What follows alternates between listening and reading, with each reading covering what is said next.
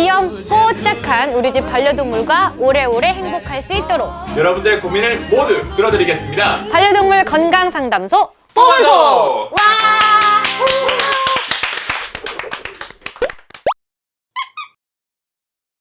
애동이 여러분 안녕하세요. 애니멀바의 새로운 시리즈 보건소와 함께할 아나운서 주시은이고요. 제 옆에는 애동이 여러분들의 고민을 들어주실 김형규 수의사 선생님 모셨습니다. 와! 안녕하세요. 여러분 안녕하세요. 김영규 수의사입니다. 반려동물에 관한 질문을 모두 처음부터 끝까지 하나하나 자세히 알려드릴 수 있도록 노력하는 김영규 수의사가 되겠습니다. 반갑습니다.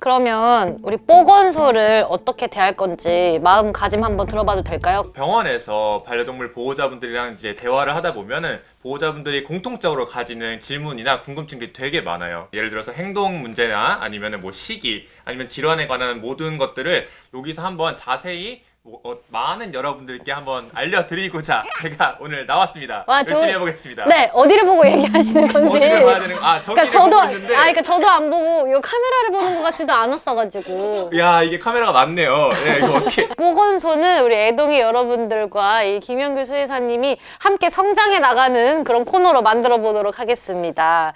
네, 준비되셨죠? 네, 준비됐습니다. 네, 허리 펴고. 시작하시죠. 렛츠고. 자, 갈게요. 보건소.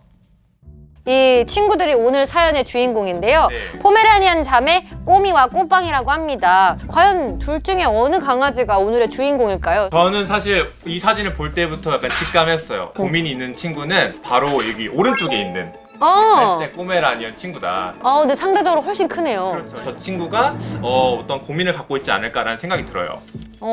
되게 자신 있게 말씀하셨는데 네. 사실은 두 마리 다 문제가 있다고 합니다. 그래요? 네. 그 제가 인생에서 좋아하는 말이 하나 있는데 그럴 수도 있다. 사람이 살다 보면은 보건소. 안녕하세요. 식탐 겸 꼬미와 편식 겸 꽃빵이 꼬꼬 자매와 함께 살고 있는 집사입니다. 저희 집 꽃빵 꼬미 식습관 때문에 하루도 마음이 편할 날이 없는데요. 우선 첫째 꼬미는 먹을 거라면 사족을 못 쓰고 너무 흥분을 해버립니다. 기다려. 난리 났네요. 아주 그냥 꼬미 같은 경우는 그렇지. 흥분했어. 네, 헥헥대는 목소리도 나오고 아주 열심히 먹고 있는데 주자마자 되게 허겁지겁 먹는 모습도 관찰이 되네요. 네.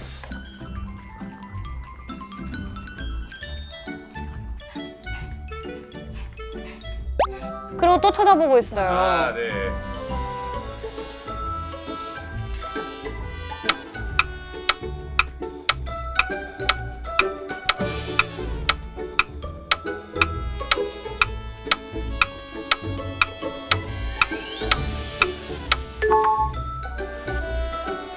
근데 되게 빨리 먹었는데요? 이렇게 식탐이 많다 보니 꼬미의 현재 몸무게는 7.7kg인데요. 얇은 다리와 작은 발에 비해 통통한 배를 보면 슬개골이 걱정스럽습니다. 그리고 둘째 꽃빵이는 언니와 다르게 너무 안 먹어요. 좋아하는 간식이나 수제 사료는 절대 사수하며 먹는데 그냥 맨사료는 안 먹습니다. 너무 안 먹다 보니까 사료에 맛있는 걸 섞어서 주는데요. 그럴 때면 맛있는 것만 쏙쏙 골라 먹고 사료만 따로 발라서 퇴퇴 뱉어버려요. 제가 안 보면 밥을 전혀 안 먹을 때도 많아요. 식탐 겸 꼬미와 편식 겸 꽃빵이 우리 집 애들을 대체 어떻게 해야 할까요? 라고 사연을 보내주셨습니다. 근데 크기 차이가 정말 많이 난다. 꼬미의 몸무게가 7.7kg이라고 했는데 네. 보통 포메라니언은 한 3kg 정도의 평균 체중을 갖고 있거든요. 꼬미에는 2배. 예, 꼬메 친구들은 평균적으로 3kg인데 아이들의 비만도를 저희가 9단계 정도로 평가를 하거든요. 그럴 때 지금 꼬미는 한 8단계에서 9단계. 우와. 굉장히 지금 살을 빼지 않으면 위험한 상황이다. 흥분하고 빙글빙글 돌고 헉헉댄다. 체중이 많이 들면 특히나 이제 호흡기 쪽으로 안 좋은 영향이 있어서 그런 증상이 나타나고 있지 않을까라는 걱정이 좀 되고요. 많이 들어보셨겠지만 거위 소리라고 말하는 이제 그런 증상이 나타나면서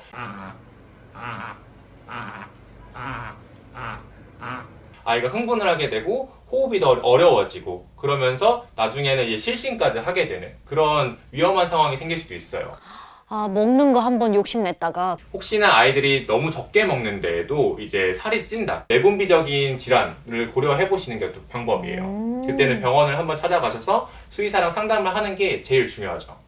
그러면 꽃빵이의 문제도 한번 짚어볼까요? 꽃빵이는 반대로 꽃빵이는 먹기는 먹어요. 사료에 대한 기호성이 없는 것일 뿐 주시는 간식이라던가 일반적으로 먹는 모습이 관찰이 되기 때문에 그럼 간식을 좀 어떻게 하면 줄이고 그 정상적인 사료를 잘 먹게 하는가가 오늘의 포인트가 되지 않을까요? 또 문제가 사람이 있어야 먹는다는 그 특징이 있었거든요. 맞아요. 보호자라고 하는 그런 의지할 수 있는 존재가 있을 때 밥을 먹는 거를 분리불안에도 연결을 시킬 수 있거든요. 저기 딱 붙어 있네요. 너무 귀엽다, 진짜. 호빵이 같은 경우는 보호자와의 의존도가 굉장히 큰 친구인 거죠. 항상 보호자분과 어느 정도 신체적 접촉이 이루어져 있어야 아이가 안정이 되고 보호자분이 없을 때에는 분리불안 증세가 더 심해질 수 있겠다. 그런 생각이 들죠. 지금까지 이제 꼬미와 꽃빵이의 문제점을 짚어봤는데 네. 이제 솔루션을 내려주셔야 할 시간입니다. 그렇죠. 솔루션 큐! 꼬미에 대한 솔루션을 드리도록 하겠습니다. 공복 시간이 길지 않도록 하기. 공복 시간을 줄여서 아이가 항상 어느 정도의 포만감을 유지할 수 있게 최소 3번, 많게는 4번 정도의 사료를 급여해 주시는 것을 추천드립니다. 꼬미의 몸무게를 보고 아이가 하루에 먹어야 될 사료량을 대략적으로 계산을 해놨어요. 그래서 꼬미 같은 경우는 하루에 80에서 100g 정도의 이 사료를 먹으면 되거든요.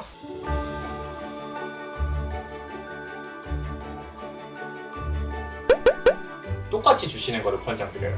정량만큼 주셨으면은 더 이상의 사료나 간식 같은 건 급여를 하지 않고 사실은 강한 마음을 어느 정도 먹어주셔야 돼요. 그리고 안 돼. 보호자분들이 이 슬로우 식기 사용하기. 제가 슬로우 식기를 처음 보는데 오늘 준비를 했거든요. 이렇게. 맞아요. 볼 안에 여러 가지 이제 장애물들이 있어요. 되게 신기하게 생겼네요. 한 번에 앙 하고 물지 못하게 이제 여러 가지 장애물을 통해서 먹을 수 있게 하는 거거든요. 30초 안에 끝냈던 식사들이 한 6분, 5분 이렇게 유지가 되는 경우가 많아서 앞으로는 슬로우 식기를 좀 꼬미 같은 경우는 유지를 해주는 게 좋지 않을까 생각해요. 좋은 솔루션인 것 같습니다. 강아지들이 이걸 이렇게 경사진데다 둬가지고 이렇게 쏠리게 해서 먹으면 천재견. 그러면 이제 이게 애니멀가 나오는 거예요. 이 보관소.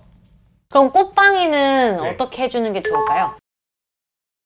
꽃빵이 같은 경우는 분리불안을 해소할 수 있도록 해주시는 게 제일 좋을 것 같아요. 보호자분이 있는 시간 동안 안정감을 느낄 수 있는 훈련이라던가 그런 것들을 같이 해봄으로써 아이가 먹는 시간에 오로지 안전하게 먹고 있다는 느낌을 받을 수 있게 해보시면 좋을 것 같아요. 그리고 꽃빵이 같은 경우는 아까 봤지만 이제 맛있는 것만 먹으려고 하는 그런 본성이 있잖아요. 맛있는 거랑 평상시 먹던 맛이 없는 사료를 이제 같이 섞어서 주시면은 어차피 아이는 맛있는 것만 먹게 돼요. 간식 종류는 간식을 주실 때에만, 그리고 사료는 사료만 이렇게 주시는 게 아이들한테는 식사 시간을 구분하는데 훨씬 더 도움이 되죠.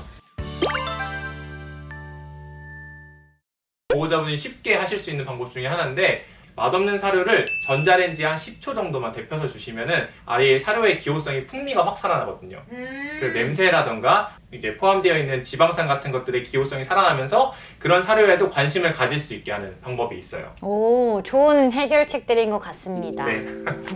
그래도 우리 꼬꼬자매가 평소에는 굉장히 사이가 좋은 자매라고 합니다. 맞아요. 또 오늘 큐 선생님이 좋은 솔루션을 함께 주셨기 때문에 우리 꼬꼬자매가 앞으로도 더 건강하고 행복하게 지내길 바랍니다. 건강해요.